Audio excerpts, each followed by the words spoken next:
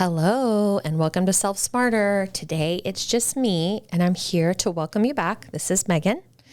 Welcome you back to the podcast. If you're here and you haven't listened to the previous episode, so episode 62, you might want to stop now and go back so you can get caught up and pick up where we left off with our friend Julie Harper, who is a musician, a songwriter, and I am her on Instagram. You don't want to miss it. For those of you who did listen to episode 62, well, welcome back. Let's get moving and let's catch up with our conversation with Julie. Hi, we're Danelle and Megan, the hosts of this conversation-centric podcast for leaders seeking to be better every day. Whether you choose to be a leader in the workplace, at home, or in your community, we believe the most effective leaders are equipped to not only be self-starters, but self-smarter. I think that'll be a good way for us to segue into music, which I didn't expect any of this. So listeners, you already know, mine and Meg's hot buttons around music. It's a huge thread in our lives. Weird overlap last night with Julie that we didn't know. We didn't know this was coming. So I'm going to let her tell a little bit about how she ended up back on track with her passion, because I think that's beautiful. And then I want to come back in, and because I have to describe what it felt like. We've been doing this morning, what it felt like for you to just casually drop some names on us. And I had to keep my composure. Meanwhile, my daughter's grabbing my leg under the table because she knows these people that you're mentioning. Anyway, I won't spoil it. Talk to us about your journey back to your passion, music. Yes. So music has always been it for me. I've known that since I was 5 years old. I had a moment, and it's always been that. And so I've always been trying to get back to that. And I didn't know what that was going to look like. And so, yes, so music, I, at 20, or when I was in college, went to music school, went to college, and then freshman year, I went home. And this is an interesting, pivotal part of the story with music. I went home, I told my parents, I left the University of Iowa and said, I'm going to Nashville. And they said, that is a terrible idea. What are you talking about? And I said, I'm not going back to school. I'm actually not going back to Iowa, which I never did. I never even went back to get my stuff. But I went home over Christmas break and ended up meeting the person in that 2-week period of time that I ended up marrying. And I never went to Nashville. So at that moment, I never even visited until recently. And so it was just a pivotal moment in my life, which it all has come full circle now. But it was 20 years ago. 20 years ago, I've been trying to get to Nashville for a very long time. And so fast forward, after the kids, I physically lost my voice. We didn't really talk about this, but I physically lost my voice because of a lot of the drugs. And I was a singer. I went to school for music and singing. And I remember saying a prayer to God. I was like, if I ever get my voice back, I'm not going to waste it. I'm not going to waste it this time. So a couple of years ago, do you want me to start with what story? I think it's fascinating. The phone call, the phone call that changed your life to go to Nashville is the biggie. Yeah. Yes. Okay. So, so I ended up recording a song in Minneapolis. I had been writing this whole time in secret. So writing songs, because I couldn't physically sing, I was like, I have to transition this into something. And so I started writing in secret, and just hoping and praying that at some point my voice would come back, which it did. But then my singing voice, it took a lot longer. So a few years ago, I was dating somebody, walking through the streets of Minneapolis and trying to figure out my career and all of that. And he said to me, well, what do you want to do? And I said, well, music. And he's like, okay, well, music is your hobby. You've done nothing. I've seen nothing. Like, where's the music? And I was like, well, he's like, you do it in secret. I'm like, okay. So he said, I'll pay for you to record a song if you do it. So I did. Recorded a song that week. It was the most recent song I had written. Wrote it in like 20 minutes, bringing my kids to school. Wow. Which they don't all come out like that. This one happened to. Yeah. And recorded the song. Didn't think anything of it. Like it was great. I did it. It was like a love song. It was to him. He loved it. And but I was sitting at home on a Tuesday and I was Googling shows, songwriting shows. And at the time there was a song or a show called Songland. In out of LA with our favorite Shane McNally, Ryan Tedder, Esther Dean, executive produced by Adam Levine from Maroon 5. Amazing show. And I submitted my song and didn't think anything of it. I was trying to be more brave. I was trying to put myself out there, let it go. My song ended up getting put on hold for 2 artists that I really love. And when you say, what does that mean when your song gets put on hold? So they have chosen, like, you're basically a finalist. Like, they had chosen 2 songs out of all the songwriters to go for these 2 artists. So it gets put on hold. It was during COVID, so it was whatever. But it gets put on hold for 2 specific artists. So like they, call you, we do a casting video, all of that. But what that did, that part wasn't as important to me other than like, oh my goodness, like how in the world is this? I mean, I've written a million songs.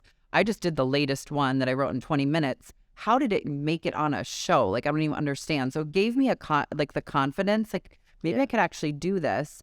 And so I ended up getting my song. It made its way to Nashville somehow. I get a call. My phone rang at 9:00 on a weekday night, and it just said Nashville, Tennessee. And I didn't know anybody in Nashville, and hadn't been there. So I answered the call, and it was a producer. And he said, "My name's Ben Reno. I'm from Nashville, Tennessee. I just heard your song." He's like, "I've been in this town for 10 years, and I've waited 10 years to hear what I just heard." And he actually woke his wife up, which I was really glad that piece, because, you hear about producers and weirdos and whatever. Yeah. And he was like, "No, I woke my wife up, and I would love to record music with you. I'll clear my schedule. Like, how soon can you record?" So I went down and recorded. Pretty soon after that, recorded my first 2 songs in Nashville. We redid the song that I had recorded for Songland, and that was like kind of the beginning. And then that has turned into opportunities of just, again, like an artist heard it through him, and I came down and, wrote with her. Cindy Thompson is one of my favorite artists. So writing with her for her new record that's coming out. So do you want to give a great gift to someone who's graduating from high school, college, or maybe even trade school soon? Guess what? At Self Smarter, we're giving away a free hour of coaching time with Danelle and the student of your choice. What a great opportunity for someone who's entering the workforce or starting on their next phase of development in their career to have an hour with Danelle. She's coached students for years, guys. And so this is a real opportunity for someone that you care about to reap the benefits of having just 1 hour with a business leader. We're giving away up to 5 hours. So hurry, go to selfsmarter.com, fill out the form. Jordan has it ready for you, and we'll be in contact to schedule your coaching session. Okay, so this is all in the last 2 years. yeah, so this is all, yep. I mean, I would say like 3 within the last 3 years. Yeah. Okay, so and then now you have an apartment in Nashville. I do. And you moved. Well, you're in between Minneapolis and Nashville. Yep. And you've been in Nashville since August? Since August. Yep. Yeah. Okay. Yeah. It's kind of interesting. So I've been here since September. Oh, yes. Yeah. It's like it was a timing. Parallel. Something was going in the universe. Time to go. Yep. Time to pick up and go, which is very unconventional, having almost 14-year-old triplets. But I think it's to the point of this whole conversation is like thinking and living outside of what's been done, what the model is for motherhood, for womanhood, how things are supposed to go. It's going to be different for everybody. And I think one of the conversations that's come up a lot with women now, given that I'm living this, unconventional, very unconventional life, is like, it is it's not easy. Nothing about it is easy, but easy, it can still be right. Yeah. And be hard on everybody. Like even, my kids, like it's not nothing to leave and go back and forth. And for them, we've had conversations about it. But I'm really, what I feel like is I'm showing them who I am and bringing them along and creating a space because like they're watching us and I want them to have options and to see what's possible. And I'm figuring that out later in life, but you're figuring it out. Figuring it out. I think there's something interesting about what you just said. It's like we need to show this in relative to young people in our life or specifically our children, is that we need to show them a way. And I think sometimes, I know for me, I struggled with, is she going to understand? Yeah. Or and even talking about the young folks in our company, if I've made changes with the business or if I've made changes in my personal life that I want to share with our team, this other family of mine, is I always want to, I find myself holding back sometimes because I want them to fully understand. And I'm learning through therapy and experience that that's not always necessary. Sometimes the action itself is enough. Yeah. Why, to some degree, is very helpful in some instances, but sometimes it's the why is, this is something inside of me that I have to address. And I'm going to do that with you as a priority. Yep. This is what it's going to look like. This is what I know for sure.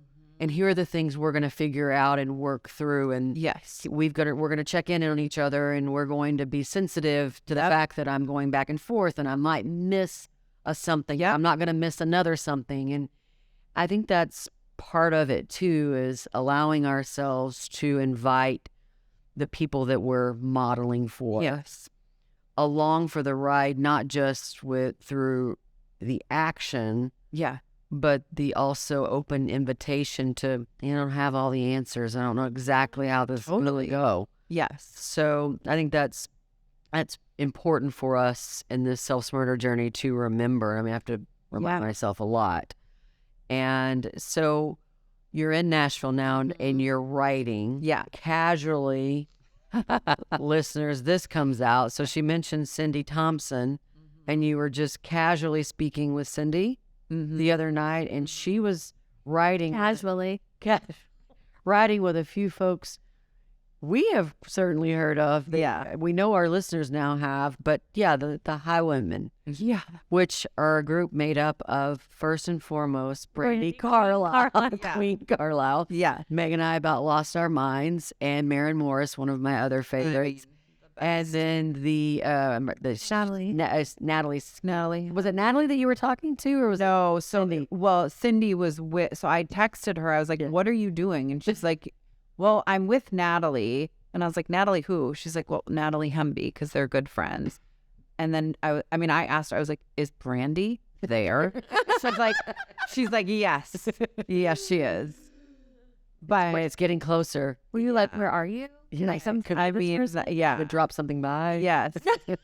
So, but I mean, that's what I love about Nashville, and about it comes back to women. I was saying last night, like in this, like there's and I said Maren's younger, but like this whole, it's like Miranda Lambert and Natalie Hemby and Cindy, and there's like this Lori. There's a lot. Lori McKenna. I was listening to her this morning. The fact that you knew all these people, like I mean, most people are like, Lori who? I'm like, only one of the greatest songwriters of all time. Absolutely agree. And people, but they're all really good people. And there's a movement happening globally, but also specifically in Nashville, which is a different animal. It's just a different place, but it's time, because it's time. I mean, we're from an industry that is going through transformation too, and we've been part of that. I've been in this industry for almost 30 years, and ag industries, it can be very narrow at times relative to the diversity and even just the thinking and the innovation can be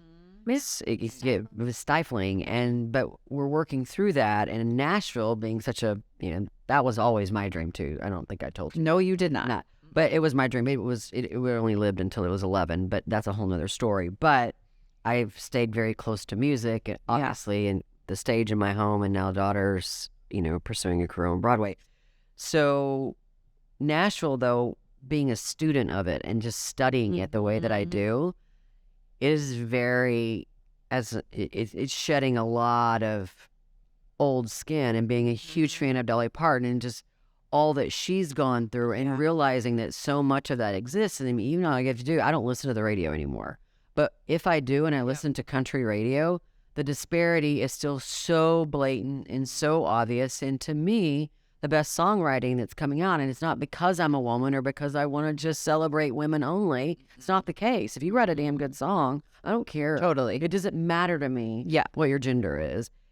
I care about the good music, and I feel like, well, how do we know that women aren't writing better versions or great music if it's not even allowed to be played? It's like there's not even a stage for it. Yes. And I still go back to the time where Dolly got canceled from radio. What does Dolly Parton do? Even way before her time, she starts her own damn record label. And she's like, somebody's going to listen to my music. I don't care if it's just my people. I have a lot of people. You know, she's one of 12. So Dolly's like, I'm going to do what's right for my art and for my music, which has gone on to produce some incredible work outside of her own work. Yeah. But she modeled the example for all the folks that you just mentioned, I'm sure including yourself to some degree. And then we talked about our love for Taylor Swift. I mean, that was a beautiful part of our conversation last night.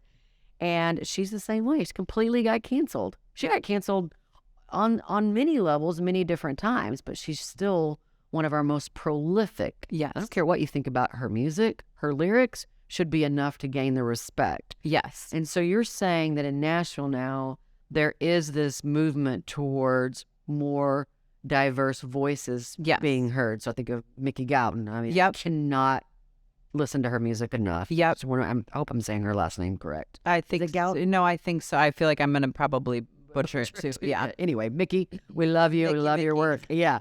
So tell us a little bit more about what that looks like. How can we expect to see, from your vantage point, see that come out in a genre of music that we love so dearly? Yeah, I mean, I think it's taken me even the first two songs that I've recorded have worked more country, which is what, I mean, that was ultimately what I wanted to do. I co-produce everything. And I wanted to do a full production song working with a lot of musicians, which is, that whole experience is wild too. Just I had a musician in LA who, listened and then sent in a part, and you just start to see a lot of the same people. And I do think there's something happening in Nashville because after, like, a lot of New York, a lot of LA is there. And so it's country, but it's not. Like for me, I would say my favorite style is more of, I love stripped down everything. So like just a vocal and piano is probably my favorite. So ballad. Guitar. Yeah. I mean, I tend to write that way. Okay. Some of them, I have a couple of more upbeat, but nothing. Like Adele's coming to mind, early Adele. When you say a piano and a voice. Yeah, like that's probably my favorite. I'm more comfortable on the piano. So like a lot of the stuff that I write, I'll write first on piano and then, change or switch it over to guitar. But yeah, an acoustic, I feel like an acoustic soul, little more, maybe a little Americana, bluegrass, like that type is the right place. Is my. Well, we talked about an artist that we've already gushed about. On the podcast, like episode 3, we felt like we found her. Like that's what that felt like. But Caitlin Smith, and so you just casually mentioned her last night. Yeah, and we're in agreement. Like I literally think, and I've thought this for a while. She is literally one of the next big stars of our time. Yes, and whether she wants it or not, and. To your listeners, if you don't remember, when we talked about her, she's in her 30s, so she's been writing and hit songs for Meghan Trainor, John Legend, fill in the blank, so many others. Yeah. And now she's putting her own music out to her own voice, which that voice of her is unbelievable. It's almost, and we talked about Caitlin at the same time we talked about, because we were doing an episode with a guest of ours where we're talking about resilience.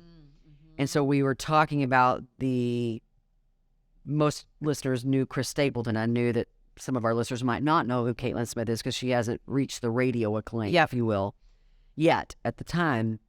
But Chris is the same way. He wrote for all of those years, and then people were like, where did he come from? Like, oh, he's been around. Like Caitlin's been around. Like if Lori decided to do McKenna, who we're talking about. And for those of you who may not know who she is, you might know the song by Tim McGraw that he took to #1, Humble and Kind. Yes. That's one of her top songs. I like so many other of her songs. And Girl Crush. Oh, well, gosh. Yeah, best ever. Yeah. It's so funny when you were saying that last night. Mackie's like, I wonder if she's heard the Harry version. So Harry Styles loves Harry Styles. Yeah. Oh, yeah. His Girl Crush rendition is. No, I have not heard it. Oh, you have to listen to it. He does a really good job with it, and he doesn't change the lyrics. And so it's just beautiful the way he does it. But Mackie's obviously, after last night, she's a big Harry Styles fan, as is Meg. Yeah. And I respect his work too. But yeah, I think it's just interesting to think about. It's not just the young. Well, my whole point of that whole ramble is that it's not just young people in their 20s going to Nashville, chasing down the dream. That seemed to be what Nashville looked like for a while. You talk about prescriptions, definitely a prescription for how you write a song. They all kind of sounded like Luke Bryan songs. That's still there. Yeah. It's still there, and that's fine. Machine.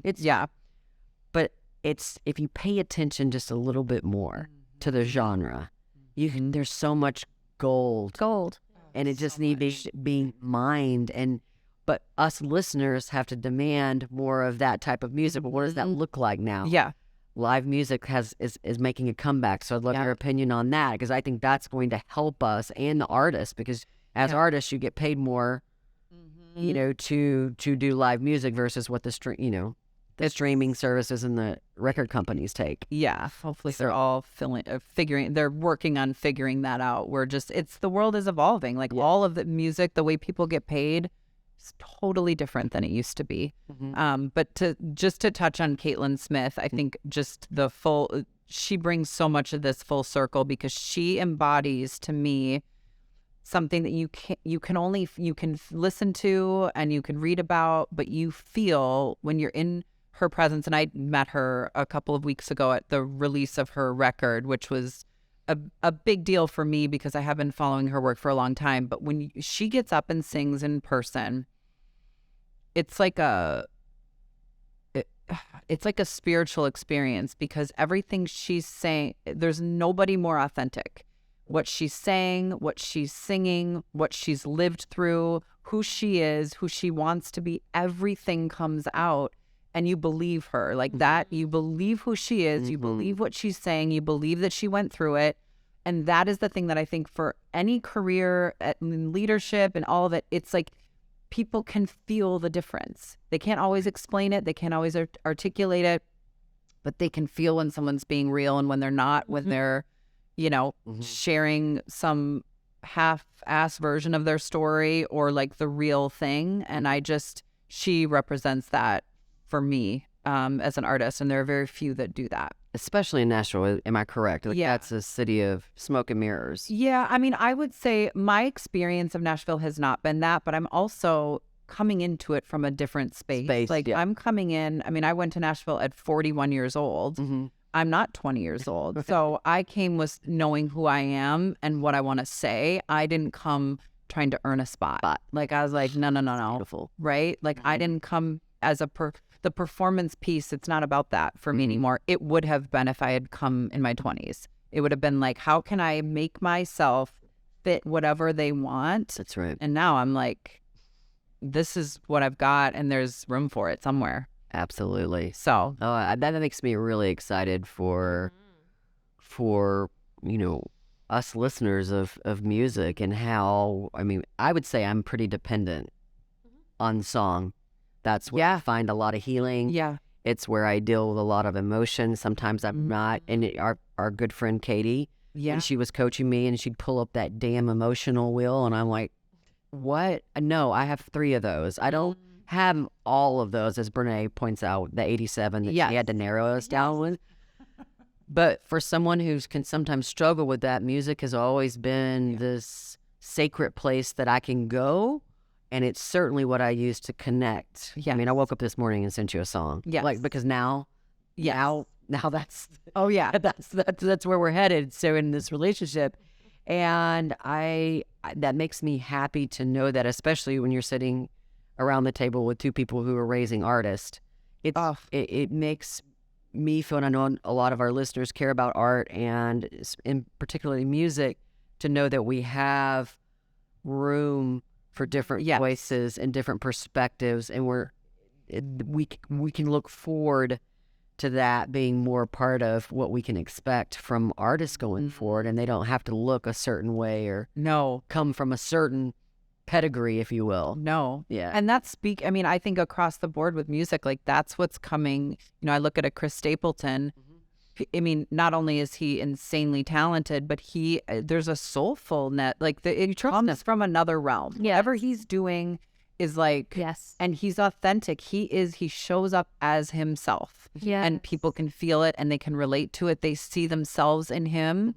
And I think that's what Caitlin does too, you know. I think, I mean, they're beyond entertainment. It's like when I'm listening to you describe that with Miss Stapleton, it's beyond entertainment.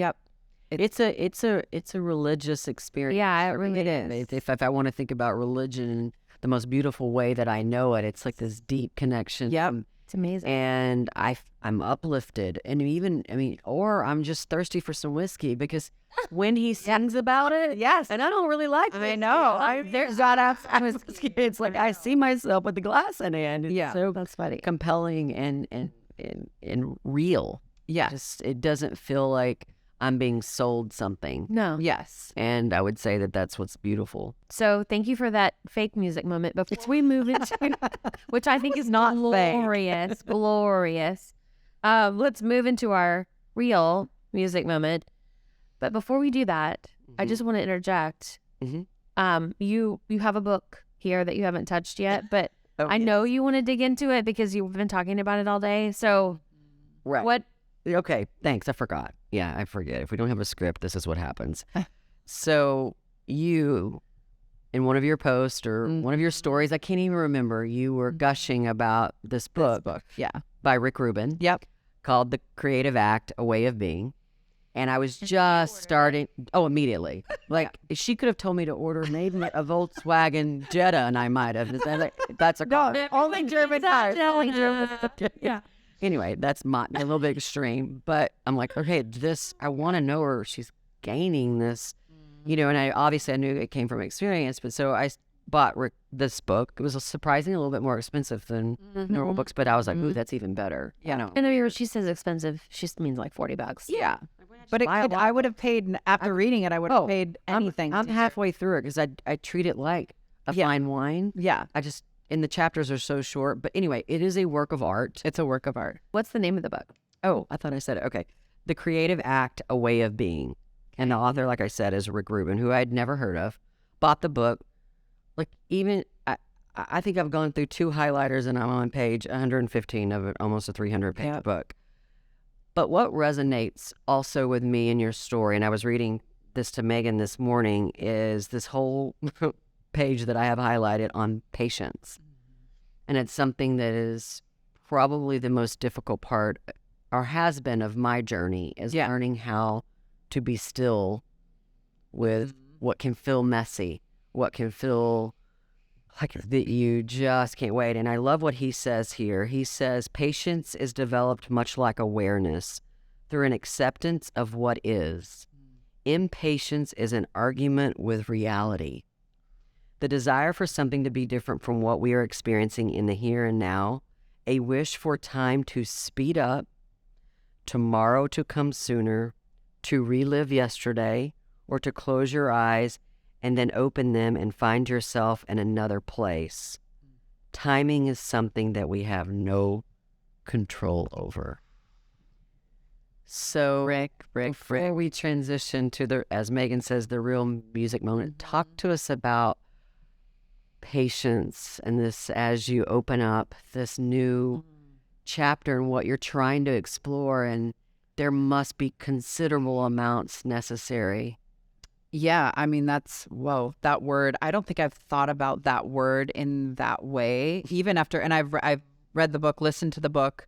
First, I do want to say that Rick Rubin is my soulmate. He just doesn't know it yet. Well, I'm sure he listens to our podcast. Oh, I'm sure he does. Reach out to him, He's one of the greatest producers of all time, and also just he also doesn't care about anything related. He cares about being a human being and doing things in an authentic way. The reason he's such an amazing producer is he pulls out of people what is them. Has nothing to do with him. Like, he's the most amazing person. Anyway, he's my celebrity crush. Okay. Patience. I think that word I would associate right now with just like, I go back to like the value of a woman and how so much of how we've been conditioned is like age, youth, beauty, youth, beauty. Yeah, beauty, and youth. So I've really had to reconcile that, showing up and doing what I'm doing musically at the age that I am.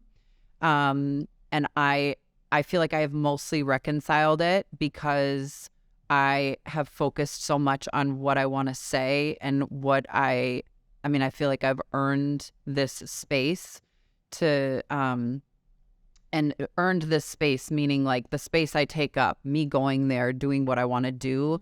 I think that the patience has been, for me, I've always felt behind.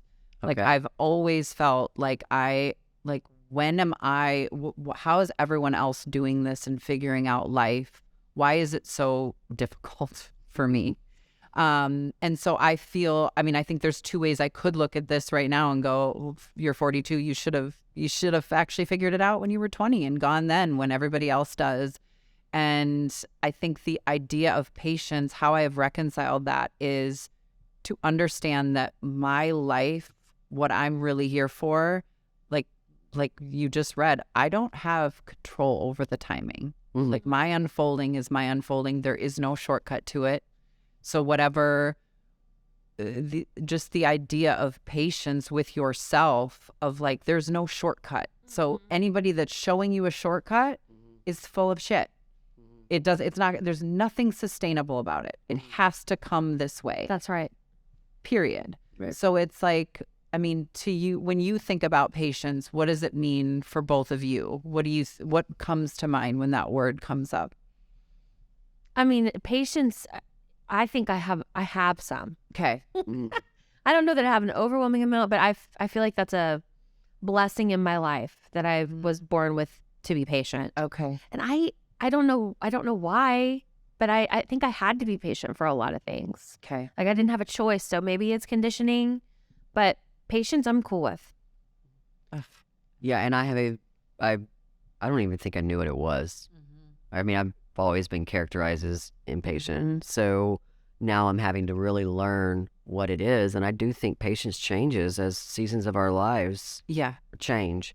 And so I'm having to learn about it in a number of ways. Patience for, the business and the fact that, it's Megan and the team are running in the way they're doing it. And I have to have patience that's to let them kind of go through it. And it's hard when you want to step in and like help them through a certain circumstance. And I'm like, no. And so it's mixed in with a lot of things. I have to have patience for my daughter who's pursuing a career in the arts. Like, and it's not that I don't want her. I don't intentionally want to rush her. Yeah. But I don't know how to wait or I don't understand what that dynamic looks like because I just went to work and I just know how to work and get stuff done. Yeah. And so I would say my relationships with patience is learning what it is and how it can serve me now. And it's one of the main things I'm working on in therapy. Yeah. Literally. Yep. And so I'm telling you, I really don't have it figured out. Yeah. And that's why that stood out to me. Totally. And I think about your journey. I'm thinking, gosh, the patience that you must have had. And I'm sure that wasn't always, it's not the easiest thing in the world. No. So it's like maybe the hardest thing in the world. I do think so. I think I grew up with two very impatient parents, like really impatient people. And I think I just had to be. Yeah. I didn't like that look, to be honest. What, like the look of impatience, like that look of impatience? The look of impatience, it looks anxiety ridden. It looks like the energy is bad. It's yucky. And it can look really ugly. Yeah. And spoiled and rotten. Yeah. And so I didn't want to look like that. Yeah. And my mother's a huge listener of this podcast, so she's going to be like, yeah, you're right. Yeah. I tell her all the time, I'm like, patience. Yeah. and she still battles with it. Yep. There's like I think there's at least for me, my impatience, there was an arrogance about the impatience as if like I know how it should be.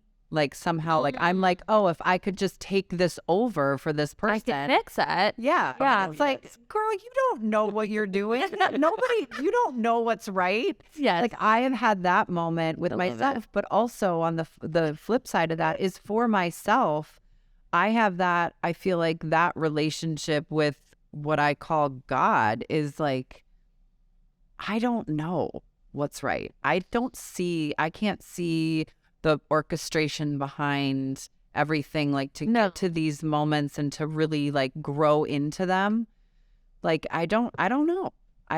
So I think it's easier to be patient. Patience is just like presence, just being present. Well, it is the life journey. Yeah. Like you kind of don't have a choice but to be patient. Totally. Because you're going to get thrown curveballs. It's a matter of when. And so Yeah. And that's what he says. That's what Rubin said. He's like, impatience is battling reality. inevitability. Yeah, like, Yeah. why would you cancel that? Yes. It's a part of the human experience. That's what he's... Because it sucks when you're in it. That's why.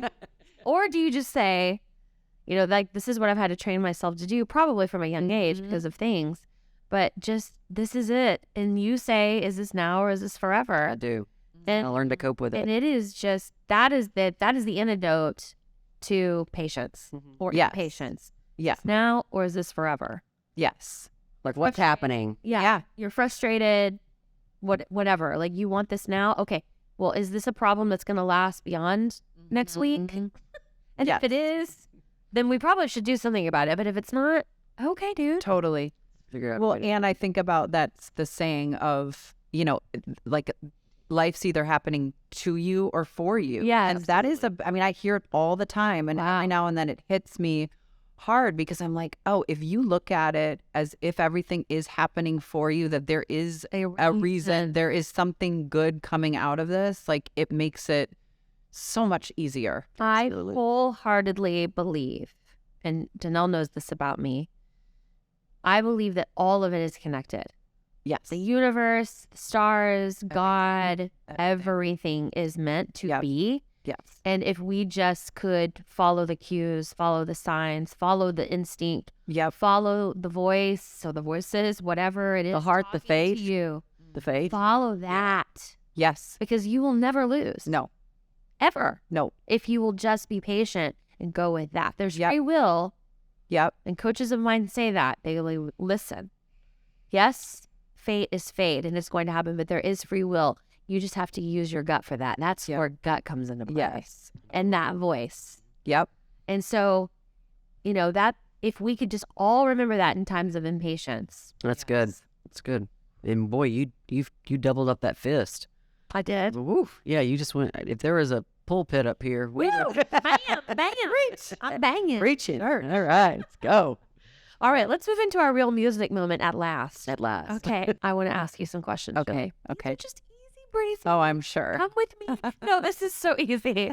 You are a professional singer. Yes. But when you're having fun and you're singing, call it karaoke, call it singing in the kitchen, whatever. What are you singing? Oh, right now, Leon Bridges. Oh, okay. We love him. So does David. Look at David blushing over there. That's What's your favorite song? What's your favorite Leon Bridges song? River. Yeah. Which we had a whole debate about. Which we'll talk about over wine. Yes. We're going to bring Julie into the debate. We are. Yeah. I'm right, though. Okay. And then you like to cook? Do you like to cook? I mean, I'm learning. You're learning how to cook. Okay. So what are you doing in a moment of joy? Like, are you, riding in a Jeep? Is your hair blowing in the wind? Are you running? Are you... Moment of joy. Good question. Quick. I'm on a beach. Okay. I am near the ocean by myself. Yummy. Okay. You're on the beach. You're drinking your cocktail. What are you listening to in your ears or out loud? Like, what's playing? Oh my gosh. Right. What would be playing right now on repeat? I've had Beyonce Cuff It. Oh, I didn't see that coming. I didn't Right. either. Well, Okay. Okay, I need to mark that because I want to listen to We're that. going to listen to that while Okay. over happy hour. I want to interject. I have a question. Yep. Okay. I have to. Like, what's your favorite Caitlyn song? And I know that that's almost impossible to answer because I think we're both super fans. Yeah. Clearly, and you've now met her. So that was kind of an invitation that maybe someday I can just be. I mean, yeah, you know, that's probably around. That's probably happening. You can be the plus one. I mean, her song about Nashville. I think it's what's the title? It's like We win. Nashville, you win. Is it not? Is that what it is? I think Okay. so. Yeah, that would be my favorite. She has a couple lines in that song where it makes me, if I heard nothing else that she's ever done, I'm like, you are here to stay as a writer, if nothing else. And that song, just for our listeners, is about basically Caitlyn's struggle with the place that's making her a star. Yes. I mean, in like Nashville, and you can fill in the blank for whatever Nashville is, but it's about wanting to walk away from something that you just can't. And so it's beautiful. Yeah. Yes. So, okay. You're also a Daisy Jones and the Six. Oh my gosh. Yes. You give me major Daisy vibes. Oh, I love it so much for that. Major Daisy vibes. So anybody that's seen it, you can imagine how this woman looks. We'll post pictures. I think our listeners probably think that we're getting paid by that show. We talk about it so much. Are we getting royalties? We're not a client. Not a client. Not a client. I think we're supposed to say they are. They are not a client. Yeah. You love that. I mean, You probably It was a great show. channel that a lot. I mean, like that is you writing music and I feel a little bit. Yeah. I mean, her story is whatever she did there, like knowing now that she's Elvis's granddaughter and that she just lost her mom. Like her channeling, that all starts to make sense. She was worlds ahead of everybody on that show. I mean, everybody was amazing, but there was something different there yes, happening. really something special. So if we haven't convinced you yet, Please watch the damn show. It's so good. You can't get enough. Yeah. I can't. No, and I talked to a lot of people who have not. So Yeah. We still have work to do. we do.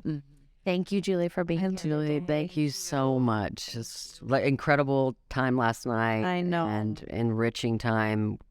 Listeners, this is definitely if you're listening still, you're at the end of a second episode because it was so special having you with us that we just couldn't keep it to an hour. So Thank you. I appreciate it. we can't wait to follow you. Please, everyone, we'll put in the show notes all the ways that you can connect with Julie and her art and her amazing work. And Congratulations, Julie. Thank you. You too. Yeah. Too. I'm excited to see everything that is coming. It's going to be coming. It's coming. It's some coming. exciting things. Yes. No doubt. But until then, we have notes for you guys in the show notes. Take a look. There's going to be all kinds of Julie details in there and anything we've referenced during this episode. Sorry, guys. I'm back in Zoom mode on this episode. And until next week, we send you another week with grateful hearts. Goodbye, everyone. As always, you can connect with us on Instagram and Facebook at Self Smarter Podcasts. You can also leave a rating or review if you enjoyed what you heard today. Not only does this mean so much to us, but it also helps other leaders and future leaders find our community. Thank you for taking time out of your day to join us in becoming Self Smarter. This podcast is produced by Snacks Media and music is from a free platform. Well, that is until Brandy Carlisle reaches out to us to write the original score for our podcast. Friends, have a great rest of your day.